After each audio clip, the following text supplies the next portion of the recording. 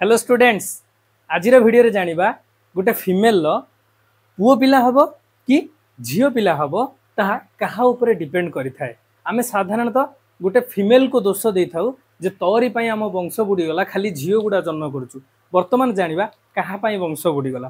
गोटे मेल रो क्रोमोसोमल टाको आमे क्रोमोसोम नंबर टाको आमे डिनोट करू कोन ना XY आ गोटे फीमेल क्रोमोसोम टाको डिनोट करू आमे जानिछु XX। So female is homogametic and male is heterogametic. Okay, तो female, so female कौन करुची ना female produce the one type of egg.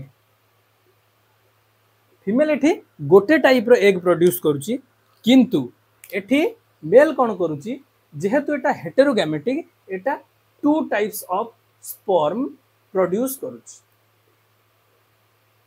Okay, जेहेतु two type of sperm produce करुची आमे जानिचु मेल पाखरु स्पर्म आसीबो बा मेल पाखरु शुक्राणु आसीबो फीमेल लो थिबा उभम बा एग बा जोटक आमे डिमाणु बोली कहूचे सेठी जाय किना फर्टिलाइजेशन हबो।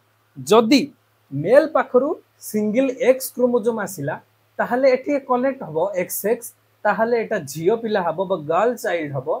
जदी मेल पाखरु Y आसिला ताहाले एटा XY बा ये मेल चाइल्ड हबो।